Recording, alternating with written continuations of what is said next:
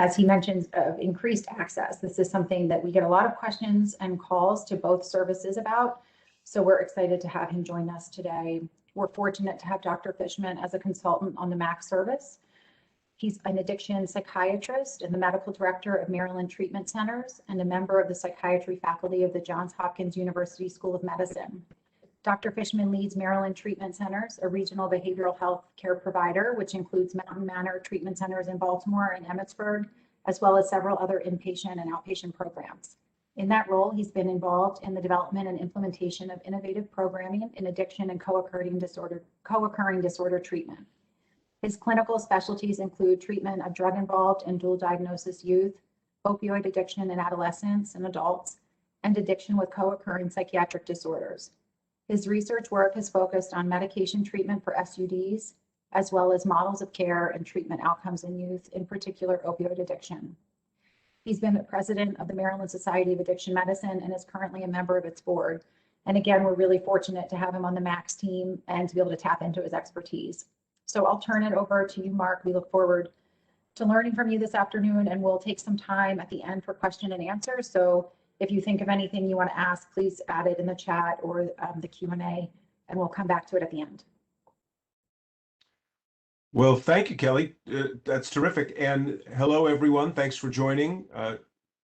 As Kelly mentioned, we'll talk today about this vexing issue of cannabis in a time when access is increasing, restriction, and we've all encountered this attitude of what's the big deal? What's the fuss? Why are you making an issue out of it if it's legal or medical or recreational, or as the parents say, we did it with kids and we didn't die? Why would you make a big deal out of it? And so I'd like to talk today about a variety of issues in relationship to that, do an overview of harms, and perhaps even more importantly, the question of how to communicate about harms, risk, and vulnerability to make those digestible messages to young people and their families, and then also talk about treatment and to some extent a quick dip into what is all this about medicinal cannabis as well. So let's get going. Here are my disclosures. I don't think they bias me, but you guys will be the judge of that. And here's the outline of how we'll spend the next hour or so. We'll talk a little bit about the scope of the problem, that is, who's using what, and the epidemiology and the trends over time. Talk about the impacts of cannabis, and we'll focus on some of the psychiatric, most particularly the issue of the progression from initiation and the risk of progression to loss of control and the development of cannabis use disorder and the harms that that confers. Talk about clinical approaches and treatment, focusing not so much on formal specialty care, because most of your patients and my patients aren't necessarily interested in specialty care, but thinking on edges how you guys in community practice and primary care and those of us that have encounters with families and patients can begin to work on engagement team from any more intensive engagement in specialty care. And then to some extent talk about medicinal or so-called medical cannabis, because I know the patients certainly want to hear about it. So scope of the problem, here's a little bit of the last couple of decades of who's using what. It's not the most recent data, but are still pretty current. We're looking at lifetime use in 12th graders. So it's a bit of a snapshot across time. And this isn't necessarily problem use. This isn't necessarily disorder. This is any lifetime use, just as an indication of who's initiated, who's been exposed. And we're looking at alcohol, tobacco, cannabis, and then all illicit drugs. And we can learn a number of things here. First of all, alcohol is the most common substance. Won't be focusing on that, but you're not surprised by that. Also, that trends in alcohol are improving. Lots and lots of young people have used alcohol, but that is decreasing over time. And I'm going to show you some more data about that.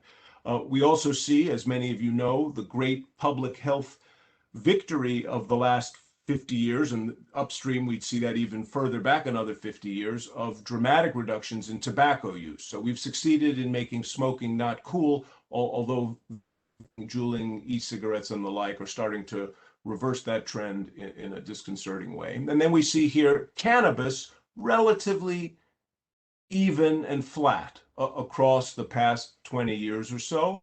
This doesn't go far back enough to look at the higher peaks that we had in the late 60s and early to mid 70s. We haven't fortunately reached those heights, but we're staying steady here at about 50%, 45% to be exact, lifetime use by 12th graders. And maybe that's creeping up a bit now that we start to see the effects of increased access, but those numbers are holding about flat.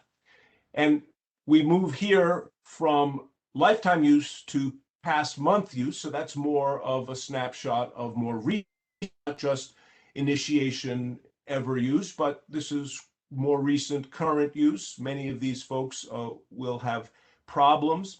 And so we see that instead of the 45% lifetime use rate, we're here at about 32% past month use among 12th graders. The other thing that's interesting here, and here you can see that, that we've come down from some of the previous peaks, but in terms of current use, I'm sorry, I meant to say 20%. I'm talking about the perceived harm. So 20% past month use and relatively flat, as we said.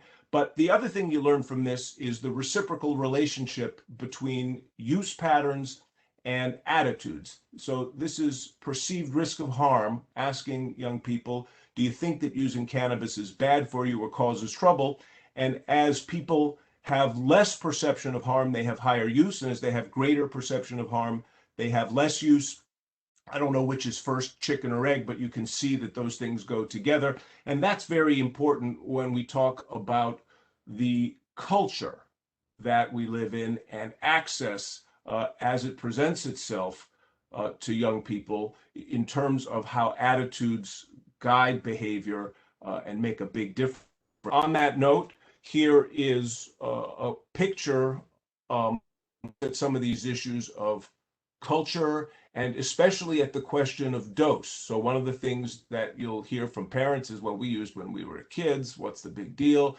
And there are lots of answers to that question, but one in particular that to note is that, well, it isn't the same substance, perhaps, that you used when you were kids or your grandfather and great-grandfather used in skinny little reefers, you know, back in the jazz age. Here you see kids smoking big fat blunts filled in cigars. You see a picture of Snoop Dogg as a icon, a cultural meme of endorsement of use.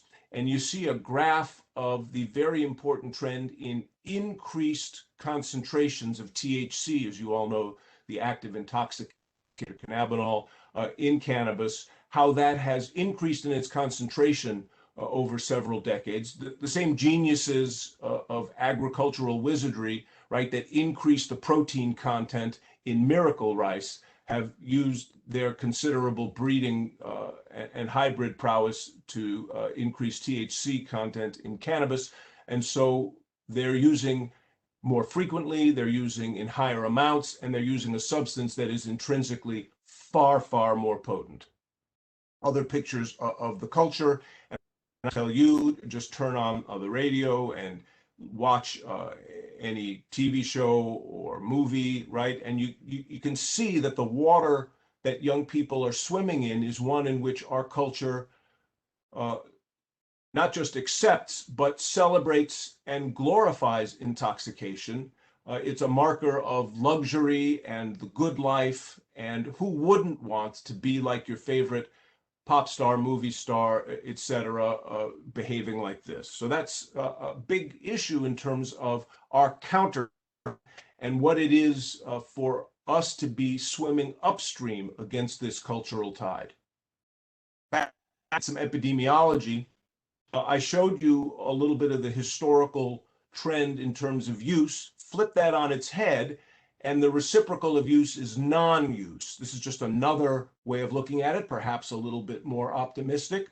And look again at cannabis, relatively flat. If we said that 45% graders have lifetime use of cannabis, that means 55% of 12th graders have not.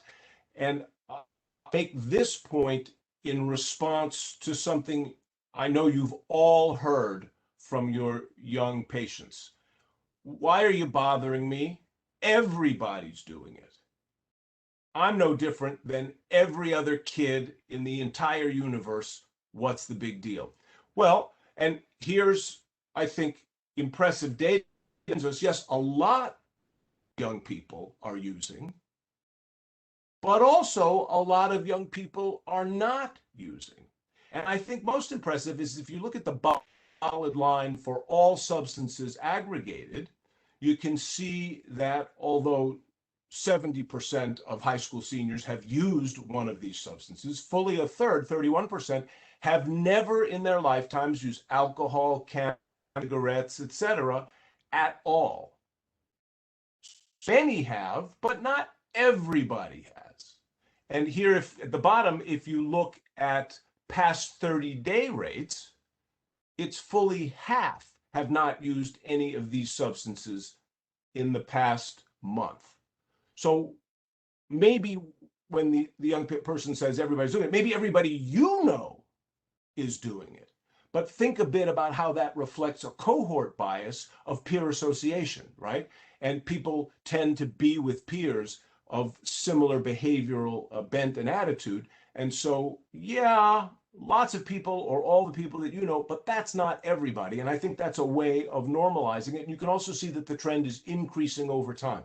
So glass half full, glass half empty, too many kids getting and using, but the trend is increasing in lifetime non-use as well. So something we're doing is right. Plenty of room for improvement, and that we're talking about today, but something is going well historically here in that trend. We haven't done as well as we have with alcohol. I mean, with tobacco, right? We've made smoking not cool.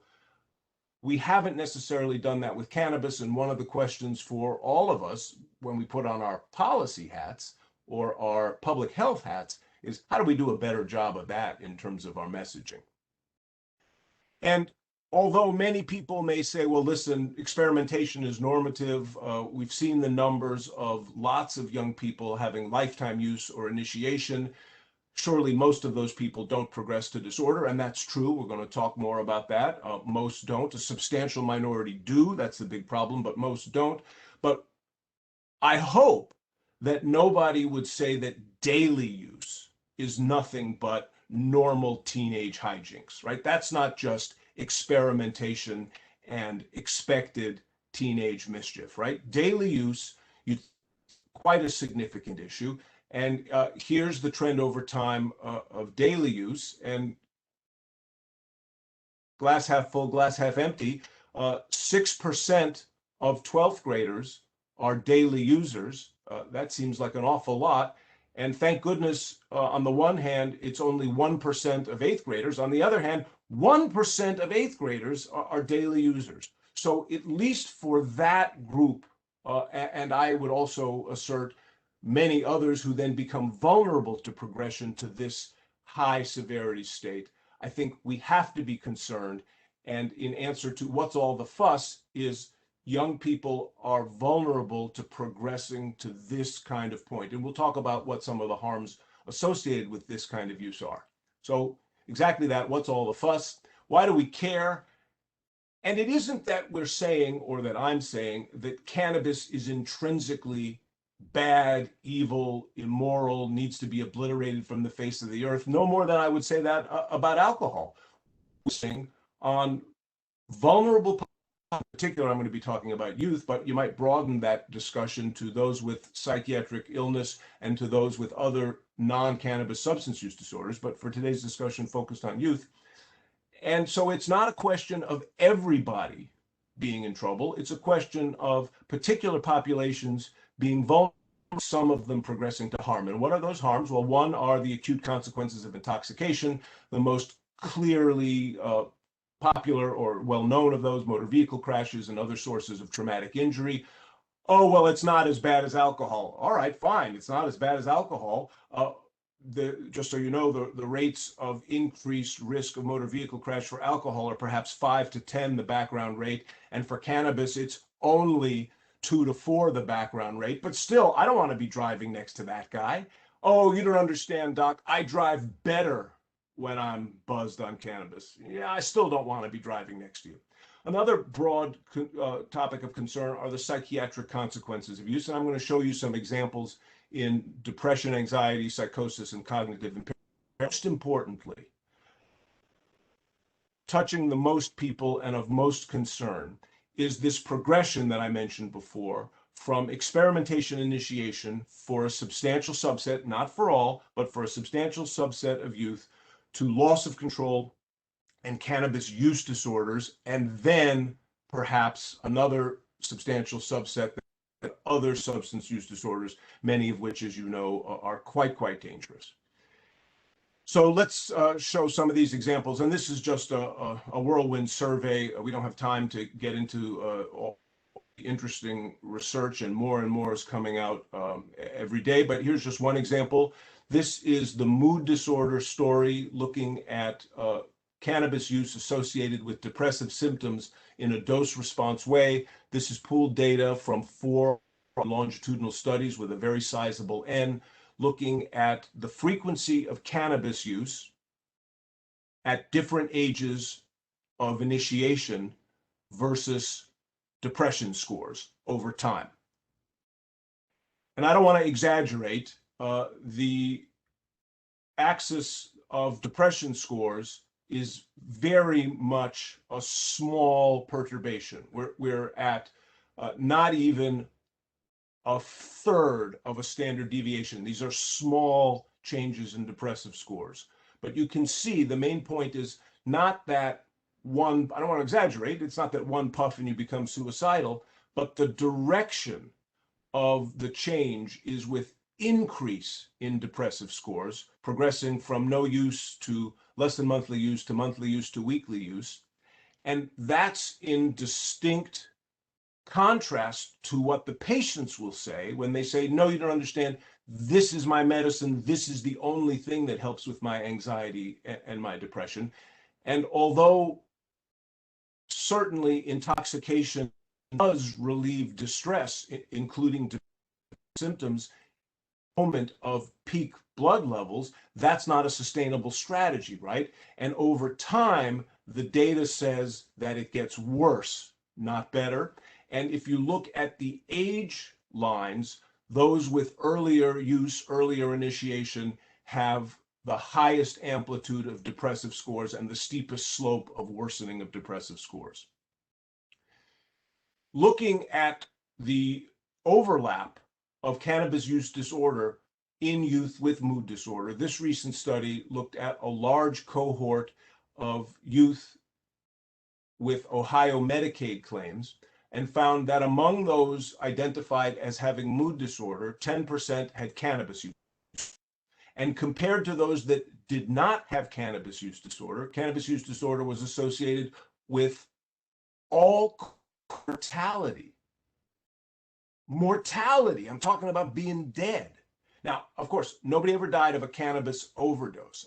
I don't want to exaggerate the way we talk about the risks of fentanyl, but something is going on where the double whammy of a co-occurring mood disorder and a co-occurring cannabis use disorder puts young people at risk of death. That's, again, not likely to be from acute biological cannabis poisoning, but it's a marker for a bunch of other risks, probably including progression to other SUDs. And that includes an increased risk of death by overdose. Presumably many of those are opioid overdoses, death by homicide, and non-fatal self-harm. So this is not a trivial risk with this overlap of co-occurring disorders with cannabis use. Here's the cannabis and psychosis story.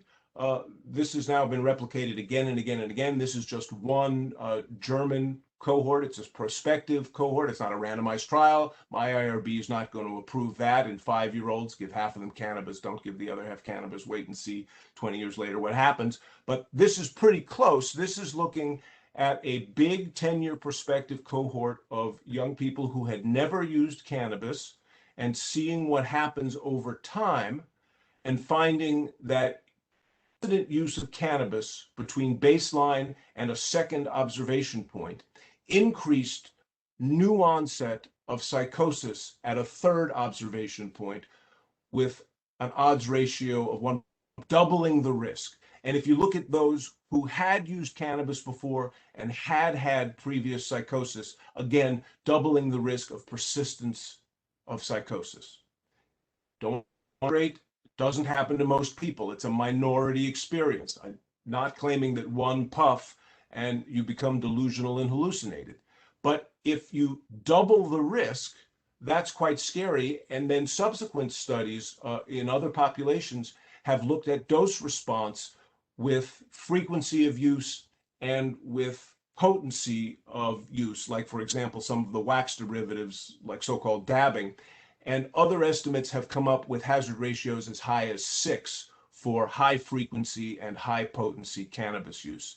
Again, not the majority experience, but quite scary. Not that that's going to deter or dissuade a 13-year-old, right? Any more than saying to a 13-year-old, if you smoke cigarettes, 50 years from now, you might develop lung cancer. Much more potent to say, if you smoke cigarettes, your breath will stink and no one will want to kiss you. But we should appreciate and should be able to articulate some of these harms. And the psychosis issue is really, really quite clear and has been replicated. And to some extent, we're even beginning to understand some of the neurobiology. We don't know a double hit mechanism, and so that there might be an unlocking of other genetic or biological vulnerability. But I will say that these studies are high quality studies that control for family history of schizophrenia and other potentially confounding risks. And now let's look at the cannabis and cognitive impairment story. We all know about acute cognitive in the focal area of short-term memory that acute intoxication on cannabis brings. And the good news with that is it mostly is time limited and resolves with abstinence. This big New Zealand study, which made quite a when it came out a few years ago, gives us a scary pause about non-reversible global cognitive impairment. That a big cohort of youth examined over 20 years at multiple time points, looking at cognitive status, cognitive function as measured by IQ score over time. And if you look at the relationship between time persistence of use, that is, use at one wave of follow-up versus 2 waves of follow-up versus 3 or more waves of follow-up, use was associated with a point loss in IQ over the 20-year study period in comparison to a 1-point gain for the control group with no use. Those that met dependence criteria lost an average of 6 IQ points time. And for those with adolescent onset and use at 3 or more waves, it was an 8-point loss in IQ score. Most of you will know that that's half a standard deviation. Don't want to exaggerate it. It's not that these young people's brains fell out on the floor and got dusty. But listen, I don't know about you, I need all the points I can get, and I can't afford to lose 8 points. And if this is replicated, and it does need replication, it's only one study, but it was a well conducted study. If this is replicated, I think that's really quite scary. But to focus on the most important thing, it's the question of progression over time to loss of control and developing a use disorder. And age of initiation makes a big deal. This is recent data from the National Survey on Household Drug Use, and it looks at groups of adolescents, of young adults, in the percentage of progression to use disorder based on time since initiation. And we see this for cannabis for the two age groups and for alcohol for the two age groups. And we can learn a couple of things here. One is that there are substantial rates of use in youth soon after initiation, not surprising, increases over more time to be exposed and to lose control. And they're fairly high rates. Also, the rates are substantially higher for younger initiation. That is, for the adolescents who the rates of progression to use disorder are higher than for the older young adults who initiate. And you can see that within 1 year, adolescents develop about 11% rate of use disorder versus about 6% for young adults. 3 years, it's 20% for adolescents versus about 11% for young adults. Interestingly, the risk of progression to cannabis use disorder within the 3 years post-initiation is higher for adolescents than the risk for progression to alcohol use disorder.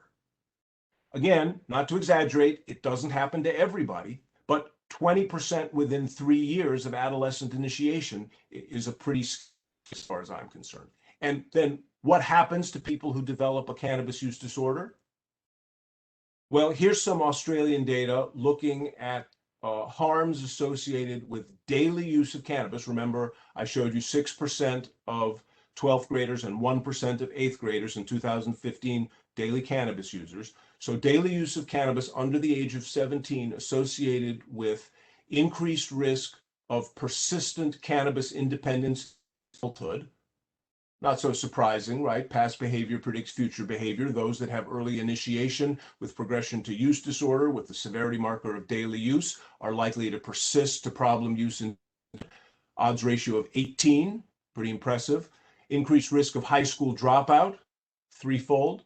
Progression to use of other non-cannabis drugs, eightfold. And risk of suicide attempts, not saying fatal suicide attempts, but significant self-harm attempts, sevenfold. So significant harms, not trivial harms. Why do we think that is?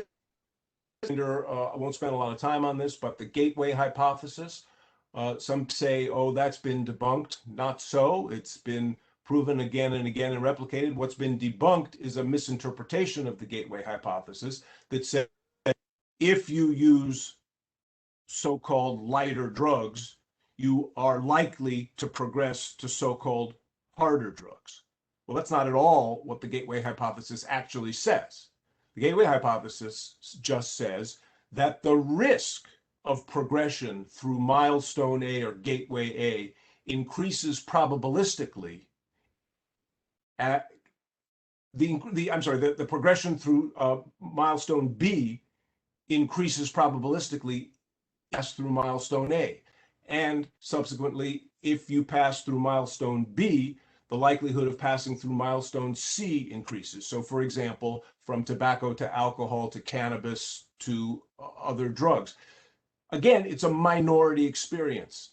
It is not the case that one puff of cannabis today inevitably leads to injecting fentanyl under a bridge by next Tuesday. That is not what this says. It only says that it increases the chances in a mathematical average way, and that has been clearly replicated. It does not, it is also, though importantly, agnostic as to the specific order of those milestones. When Denise Kandel first articulated this hypothesis in the 70s, one of her observations was that there was this typical progression from tobacco to alcohol to cannabis to so-called harder drugs, but there's lots of idiosyncrasy in the way people are introduced.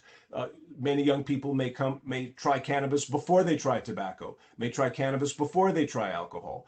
Some young people might start with opioids, whatever. But the point is that progression to other drugs seems to be increased probabilistically. The other thing is that the gateway hypothesis is agnostic as to mechanism.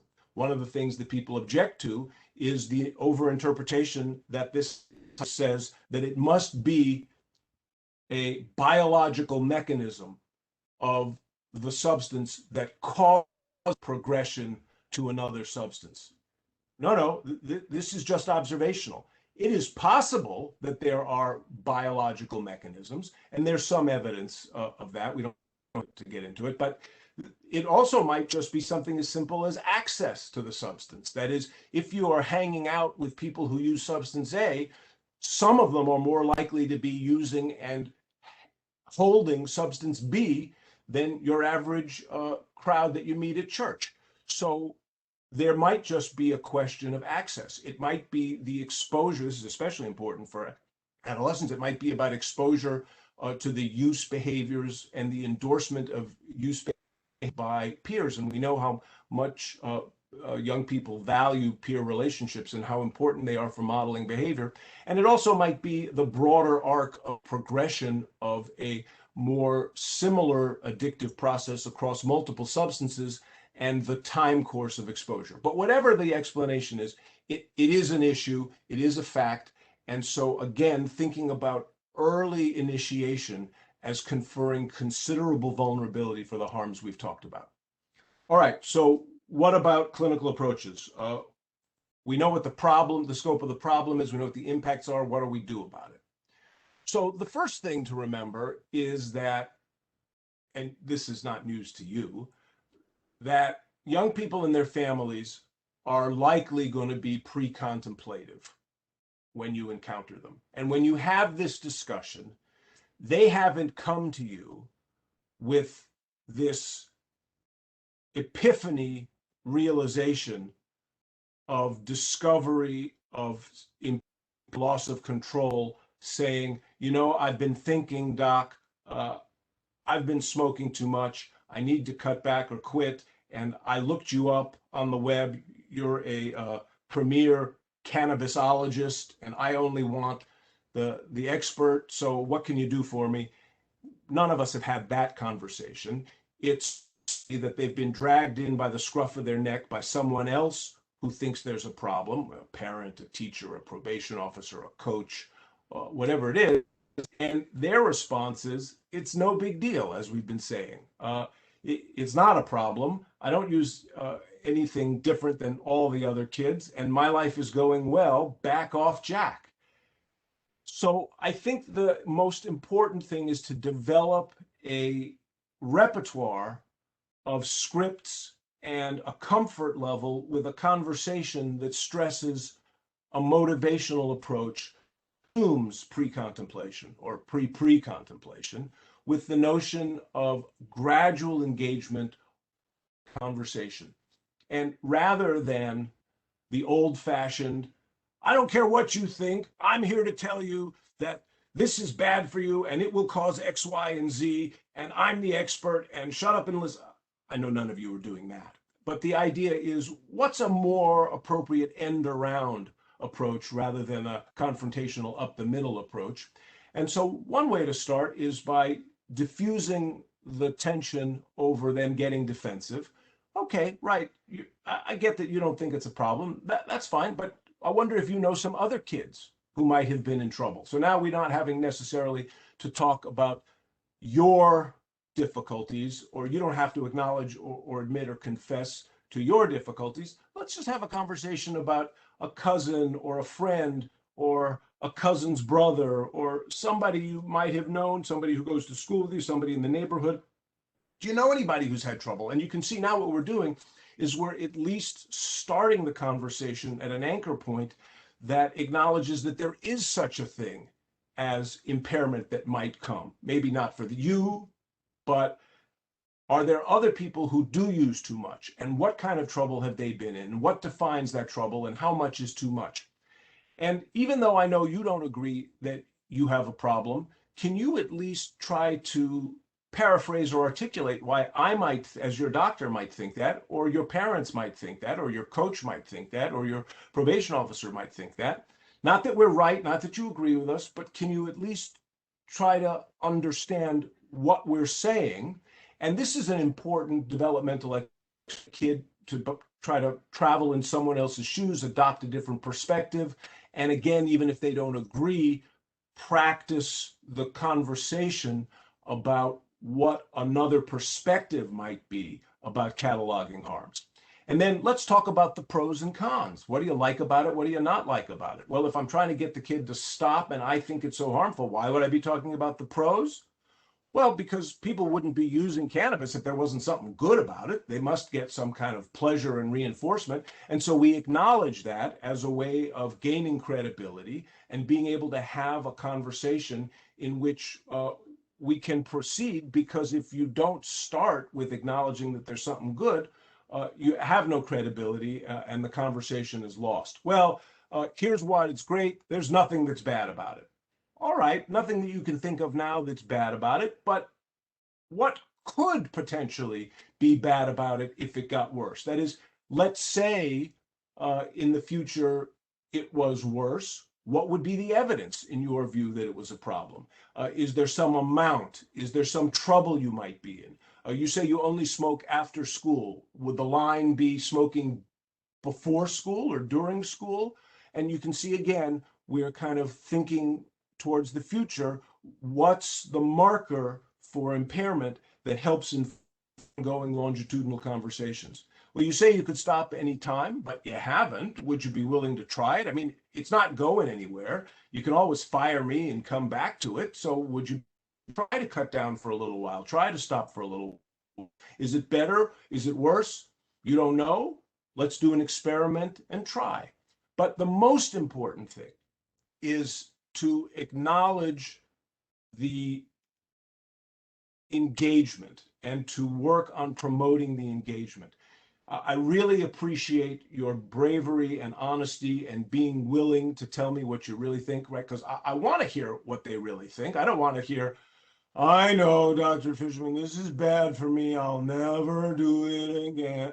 Because that's baloney, right? I'd much rather hear their real opinion, praise them for articulating the way they really feel, and laying a foundation and investment for an ongoing longitudinal conversation. And mostly, would you come back and can we keep talking about it? Would you get a second opinion?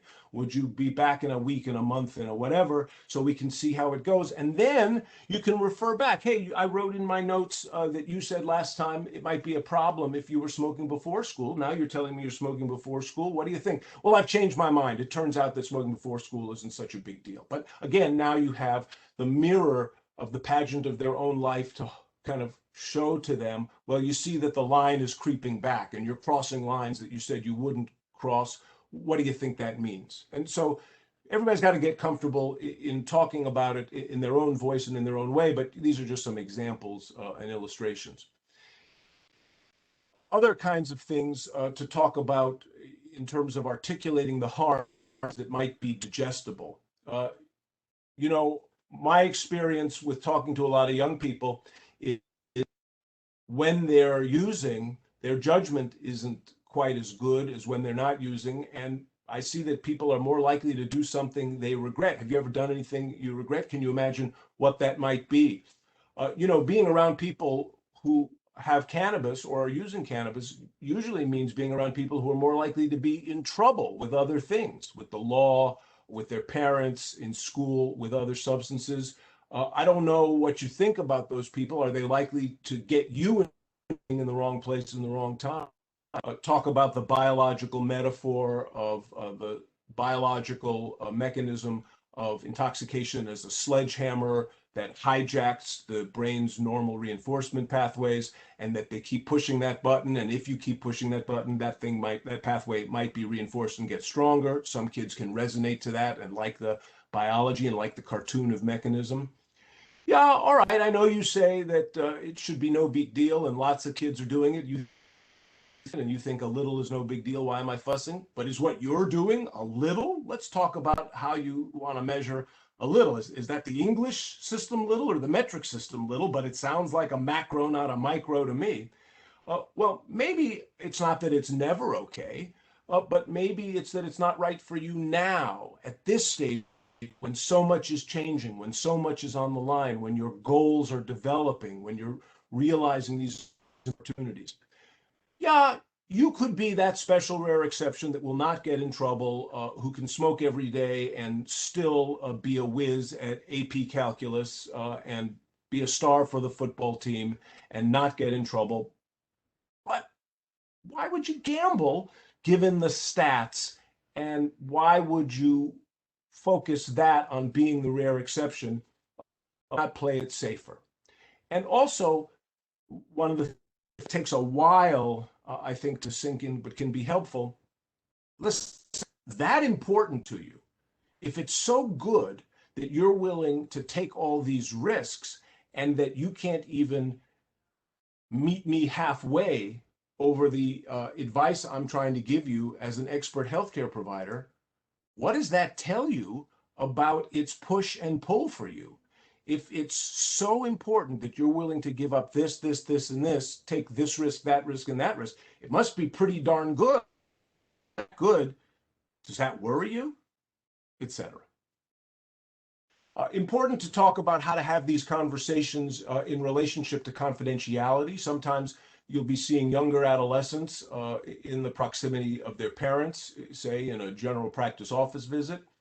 And this is a tricky thing. We definitely want to confidentiality and privacy. That's a mainstay of treatment. On the other hand, we also know that family involvement can be very, very helpful in terms of monitoring and supervision.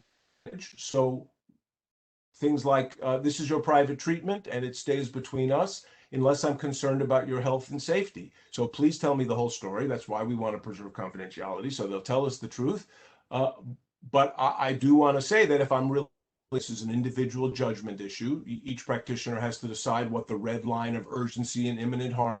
It's probably different when it's a little bit of experimentation with cannabis than if it's injection with fentanyl, right? Those are two different extremes in terms of your thought about immediate disclosure.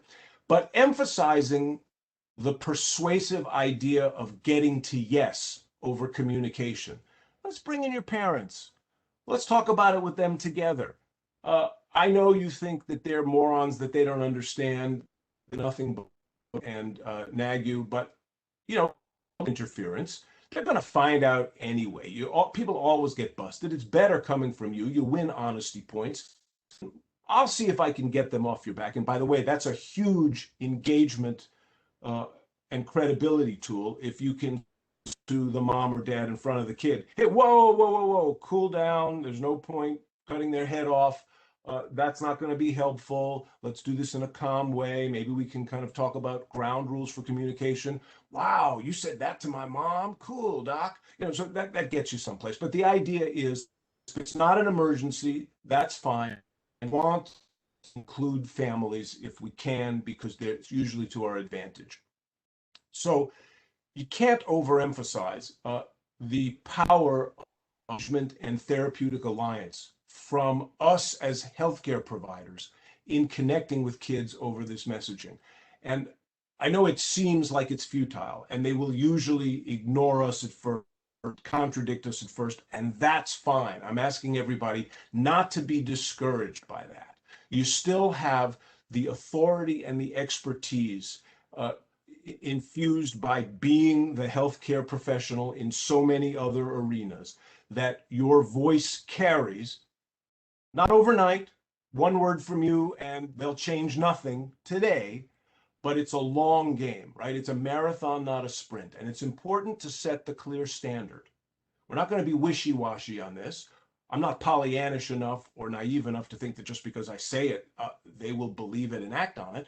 But our stance as healthcare providers, not a moral stance, a health stance, should be that any intoxicant use for young people is unhealthy. Again, we're not so naive as to think they will never experiment, but we want to be clear. And I don't think that that is hypocritical. Just because we know that they won't always wear a condom doesn't mean that we won't say that that's the clear health standard. Just because we know they won't always wear a helmet bicycling or a seatbelt driving doesn't mean we don't set it out as the clear health standard with a rationale and an explanation of why we think that that's a better outcome for health. One of the things we can do with families is model how to talk to the kids, to show them by doing it in front of them, to say that they also can set clear limits, but also have realistic expectations that those are compatible, that the family should not be surprised that the kids don't get it. Again, adolescents do not learn and change by an epiphany with the scales falling from their eyes. It's slow, it's gradual, it's 3 steps forward and 2 back, and the parents have to pick their battles. That's hard. But this does raise the point that very important intervention for pre-contemplative kids is parental coaching. And so parents tend to have more juice, more leverage than they know, but they may not know how to focus it. They may not know how to use so-called home contingency management or leverage in a way that links to therapeutic outcomes. I can say, not in my house. I can say, that's not allowed in our family. It's okay to say that, but they may need coaching as to how to pull that off. And if that's not something that you have time for in everyday primary care practice and 7.5-minute office visits, it's a very important use of specialty care that is working with parents, even if they can't get the kid in the room. Another issue that comes up, and it's a tricky issue, is what about parental use? When we suspect that there is a contagion effect of permissive mimicry by use of alcohol or cannabis or other substances, that's relatively common, right, in the household. And that's hard, right? The parents didn't come about their use. They didn't come for you to diagnose them, and they'll say that. But what I tend to use, and it works sometimes, it doesn't work other times, is a universal precautions approach, which is to say, listen, I don't know if this applies to you, but some families may have social use, recreational use. I'm not saying you have a problem. I don't even know if you do use. But when we're trying to get kids to cut down, they're mimics. They do what we do, not what they say. So I know this is a lot to ask, but I usually tell my families, let's make it a substance-free household. I'm not saying forever. And I know it's a big burden on you, but now is not a time to have it in the house. Let's set up an example for the standard that we're trying to get little Johnny to adhere to. And sometimes that works and sometimes it doesn't. Again, engagement is the biggest thing. Anything you can do to get them to come back, to have the conversation, to participate in a process, even if it's futile in the moment, you're making progress by them just showing up. We're going to run out of time. One of the things that I wanted to show you are some of the possibilities for specialty treatment. Not that you guys will all necessarily be doing it at this level of detail in your own practices, but just to know what's in the black box if you do make referrals to specialty care. One is cognitive behavioral therapy. Here's just a list of some typical cognitive behavioral therapy sessions. One in particular that it's about is the relapse chain analysis. That's this question of getting people, young people, to talk about what happened and then what happened before that and what happened before that. Because one of the things that they say to you is, well, how did you end up smoking? I don't know. My friend passed me a blunt and what could I do? There it was. It must have appeared from the sky, like out of heaven. I don't know how it got there. Well, so it may seem intuitively obvious to us, but it's not developmentally as easy for kids as it is for us. This idea of breaking it down into tiny steps, I sometimes call it rewind slow-mo, going frame by frame backward in painstaking detail. What happened before that, and what happened before that, and what happened before that, and getting upstream far enough to be able to identify points prior to the point of no return. Once he pulls out the blunt and puts it in your hand, yeah, that's a point of no return. But how far upstream can we go to find a point where we could rewrite the script? And I use these movie metaphors. Where could we rewrite the script and you could have done something different before it was too late? So that's just one example of a standard CBT exercise.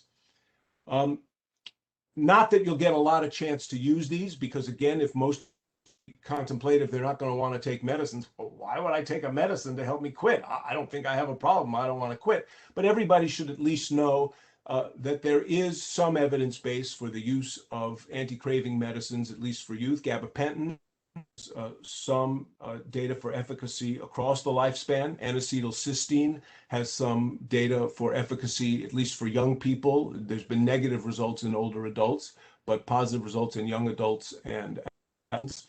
Sleep remediation is a big thing because people have pretty substantial cannabis withdrawal. Not that it's like alcohol withdrawal that's dangerous, or not that it's like opioid withdrawal, that it's that miserable and that physiologically overt, but insomnia, uh, temperature sensitivity, increased anxiety and irritability, uh, aches and pains, these kinds of things are big triggers for relapse. And one of the bits of low-hanging fruit that we can all pretty easily do is people in cannabis withdrawal with their sleep. And one of the things that you'll hear people say is, I can't sleep if I don't smoke before bed. And that's in part because they're alleviating ongoing cannabis withdrawal. And if you can do something simple, like give them diphenhydramine or trazodone, whatever simple non-habit forming sleep aid, you can give them a relatively effective way of not having to use it for sleep and other withdrawal symptoms. You can use non-steroidals for aches and pains, et cetera, et cetera. An interesting idea that's been floated around is the agonist substitution idea, very similar to what we do with agonists and partial agonists in OUD. You guys know that synthetic THC, dronabinol, has been around for a long time. What an interesting idea, and it intuitively makes sense. Unfortunately, the data so far says it doesn't work. People will take it. It's acceptable to people with cannabis use disorder. Unfortunately, they don't decrease their cannabis use. So that doesn't seem like a viable alternative. And then we have hopes that there will someday be a viable antagonist. There was one called rimonabant that was almost marketed in the US, but it was pulled before it was marketed because of side effects, and others are under development, but we're not sure how soon they'll be here. I'd be remiss if I didn't at least mention medical cannabis. It's a very interesting kind of point, again, about access. If it's a medicine, if it cures everything, as people say, then why are you giving me such a hard time? So I want to just remind people that although cannabinoids are very interesting and promising medicinally, they really limited data set so far. And I won't go over this entire slide. You can have it for reference, but there are a very limited, an important number, a very limited number of indications so far for THC. There are some others for CBD, and that seems to me even more promising even than THC in the behavioral health realm. But it doesn't cure cancer. It doesn't cure OUD. It doesn't cure cannabis addiction. And the promise really is for pharmacological extracts or synthetics, not so much plant cannabis. And plant cannabis is really a folk remedy, not a medical.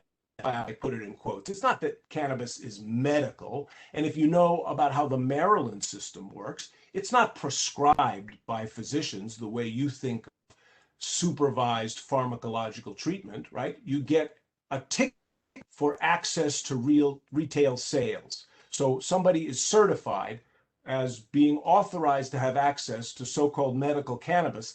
And that means going to essentially a retail cannabis store and getting anything you want in any potency, in any amount, without medical supervision. And so I joke with people, which medical school did your bud tender go to, right? Anyway, we don't have time to talk much more about that, except this is an old picture from the early days of California medical cannabis. And this does not look like any doctor's office I've ever been to, right? Anyway, let's stop. I just want to show you this picture. This is not the way to get young people to stop using cannabis. These old kind of devil's work and weed with roots in hell. If you've ever seen that old black and white movie Reefer Madness, gives you a sense of how not to communicate over this.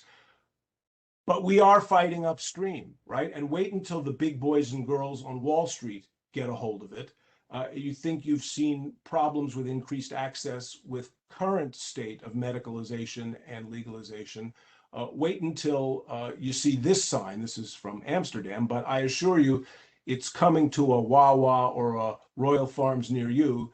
And who wouldn't want delicious strawberry ice cream on a hot, strawberry cannabis ice cream on a hot summer day? So just thinking about how we're going to counter message that. is a major, major public health issue. I hope I've given you a little bit of a view into how to have some of these conversations with individual patients and families to be able to articulate harms in digestible way. If I can just summarize, the idea is, again, this is a health issue, not a moral. This is a question of vulnerability for a sizable subset. Yes, cannabis can be harmful. Yes, cannabis can be addictive, but no, not for everyone. And we need to think about the specific vulnerabilities of young people as being more vulnerable than the average fully formed adult. And the challenges for patients, for families, for us as practitioners, and for policymakers, what are we going to do? And I would say not only are the patients and families pre-contemplative, but the society is pre-contemplative, not recognizing these harms. So expect trouble, and hopefully we'll make progress one individual young person at a time. So I'll stop. And if we have more questions, even though I've gone long, maybe we can do that for just a few minutes. That is okay. This is great. We do have a few questions. So we will start at the top and do our best. And if folks hang on a few minutes, we'll get through as much as we can. So we have a question about how regular use is defined. Are there any screening questionnaires to determine dependence and determine who needs treatment? Yeah, and I can distribute that for interested. There are a number of nice established, demonstrated screening tools that are brief and appropriate for use in primary care screening situations. You can imagine what they might go like. One set of them is about frequency, that is, how often have you used in the past few months, and then give people a scale of less than monthly, once a week, several times a week, every day. So, there's that approach. There's the approach of how many times in the past year have you used X, Y, or Z, cannabis in this particular instance. And one of the things that's very interesting is when people compare those kinds of screens to full diagnostic interviews for disorder, it's surprising how low the cut points are when that psychometric validation is done. An example being that in middle schoolers, 3 or more instances of cannabis use in the past year tends to correlate with at least a mild use disorder. I was shocked when I saw that low level of use. Again, not 100% correlation, but it's not a bad marker for trouble. If the answer is 0, if the answer is just once or twice, then it's not as big a deal. But more than 3 times is a significant cut point. And then a third approach is asking problem-related questions. And there's an instrument called the CRAFT, which asks questions like, have you ever been in trouble for your use? Has anybody ever talked to you about the need to cut down? Have you ever ridden in a car with somebody who's using? So those are kind of adolescent-friendly kinds of harm-related questions. But I can get you the details and the citations on those. That would be great. Mark, if you send any recommendations, we can make that available and post it along with this recording for folks. I know some of our pediatric providers are on from BHIP. The CRAFT is on the BHIP website, and we train our interns on the CRAFT, and I know that's one we recommend. So that's already on the BHIP website, but we'll make anything you recommend available. There's a question here. Is the cohort study of cannabis use disorder, has that been associated with fentanyl being placed on the marijuana? That's a very interesting phenomena that's obviously relatively new in the past several years with the wide circulation of these terribly potent fentanyl analogs in certain regions of the country. I don't think that I have seen any really good data, either just descriptive and epidemiologic or in terms of longitudinal follow-up, looking at this issue of exposure to opioids, in this case fentanyl, unintentionally through cannabis. But anecdotally, lots of us have talked to people young people and people of all ages who, wow, that was not the intoxication experience I expected.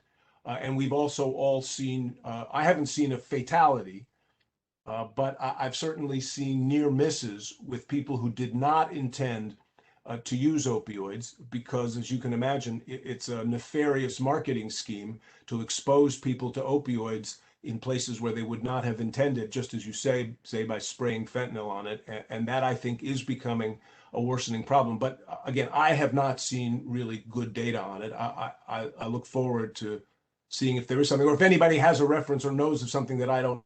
I'm very interested in learning. Thanks, Mark. And then I'm going to try to group a couple of questions together. There's a few questions here kind of pulling around the idea of what to do when another provider, maybe a psychiatrist in the area, is prescribing medical marijuana. Great question. Is there a way to check in the PDMC? Thing number one to remember about that is, and I know maybe it sounds just like I'm wordsmithing, but it's an important concept. Nobody is prescribing medical marijuana. What you are describing is not a real doctor-patient relationship. What is happening is somebody is just going to get their ticket punched and then getting access to pseudo retail sales. So you're not, if you disagree with somebody else's advice or permission, you're not really, in most cases, maybe there's some exceptions. I think there are some physicians that are more thoughtful about this than others, but in general, you're not taking the advice of a colleague who has taken on a real physician-patient relationship with a patient. That's number one. Number two is, you don't have to agree, and you can tell your patient, as you do, I'm sure, in many other circumstances, you don't have to agree with the other opinion that they get from a medical professional. So people get second opinion, predict ours, and we can have open and reasonable and calm and thoughtful discussions about that. I say you ought to use a conservative approach to your chronic back pain, and let's talk about physical therapy and core strengthening exercises and medications for neuropathic pain. And I know you saw an aggressive orthopedic surgeon who promised you a miracle cure with a fusion, and I'm sure that he's a smart person, but I respectfully disagree, and let's talk it through. It's the same kind of conversation. Or the person who says, I have a Xanax doctor who's willing to give me 30 milligrams of Xanax a day, Dr. Fishman, and that's the only thing that works, and I'm not interested in your stupid SSRI. What do you say to that? Well, I have that conversation every day. It's a thoughtful, respectful conversation about how we can agree to disagree. I don't think that's a good idea. By the way, does your Xanax doctor know that you have a problem with injection fentanyl? He doesn't know that? Well, isn't that interesting? We probably ought to tell him that because it confers risk for you. No, but you see what I'm saying? It's not different in some ways than the same kind of conversation you might have about disagreeing. You can, in the end, you will choose to get the card or not get the card. I can't make you do it. And if you do it, I'm not going to fire you any more than I would fire you for doing other things that I consider to be wrong decisions. But you should know that getting the card does not confer legitimacy on your erroneous, mistaken decision. It's essentially just a way for you to get a discount on cannabis, which you were already getting on the black market, and now you can get it cheaper at the cannabis dispensary, but it doesn't make it any better for you. So says I. Agree with me, or let's at least keep having the conversation. Anyway, that's some of the language that I use. And then I know we're a couple minutes over time. I just will mention that there was a question about, would this be available? The recording will, and then Julie has added, there's two other similar topics Dr. Fishman has done webinars on, and the recordings to those have been added here. I don't know if you have any tips. A question from Dr. Cantor: how do you cover all of this if you're a primary care doc and you have a well visit? How to get to all of these topics? Yeah, that's so tough. You guys in primary care are the champions. You've got to do so much in such a small amount of time, and you have to cover it all. It's obvious you can't do all of this in a 7.5 minute visit. So you prioritize, you pick what today's most important thing is, and then bring them back if they will. Again, having the longitudinal conversation, or if that's not appropriate, referring them. And again, that's building a network of other colleagues that you have on speed dial, the same way that everybody knows an endocrinologist and an orthopedist and a general surgeon, know an addictionologist, and say, would you be willing to get a second opinion? But as I said, most patients will not be willing to do that. So once again, it puts the burden back on primary care, and you can. And since you know these patients the best, because you have the relationship with the families, you have the alliance with the young person, you pick a style of communication that you think will be most digestible. But boy, it is not easy. This is tough going.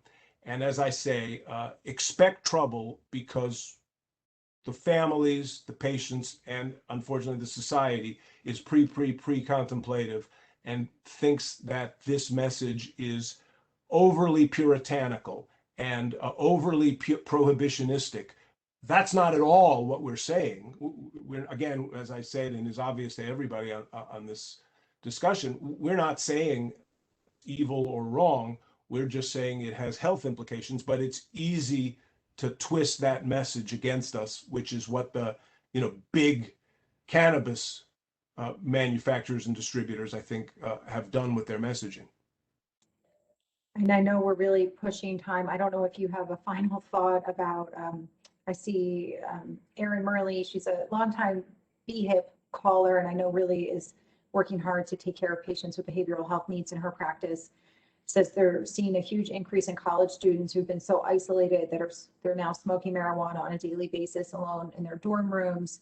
She asks if you're anticipating a big onslaught of use disorders related to the pandemic. I don't know if you have any closing thoughts related to that comment and question. Yeah, I think social isolation and stress and all the other experiences that we know too well from this past year and a half are going to take their toll. The best data we have so far is on retail alcohol sales and the uptake in overall alcohol consumption across the lifespan. I think you're right. I think there will be a particular issue with young people in cannabis. I haven't seen the data, so take what I just said with a grain of salt, but I think you're right, and I think it spells trouble. And then as we close it out, I'll just add, Dr. Fishman, that I think you're maybe we're growing a fan club here for you. So I don't know if you want to be taking referrals or recruiting, but I will just remind folks that we are taking calls for adolescent patients. Dr. Fishman can do some consultation. So we also can help identify referral and resources through BHIP and Max, because I see some comments here about, can we just send all of our patients to you? And I don't know that you have that capacity. I wish I could fix them. I'm good, but I'm not that good. The thing I will say, though, is you're absolutely right. Let's make a plug for Max, which is I'm happy to talk to folks. My contact information should be easily available. Emails, calls, happy to talk to any of you at any time, either about these broad individual patients, help if I can. No guarantees, but I can try. Yeah, and we are lucky to have a large team. So I think some of the calls we can spread out, and the ones that we really need to get to you for specialty adolescent consultation, we'll do that too. So we appreciate you taking the time, and for everyone staying on a little extra to get the questions answered. If folks think about follow-up, please call either BHIP or Max, and we will get the questions to the right person. So thanks for spending some of your afternoon with us. Thank you, Mark. We really appreciate your time. You're so welcome. Hope that was helpful. Bye, everyone. Bye-bye.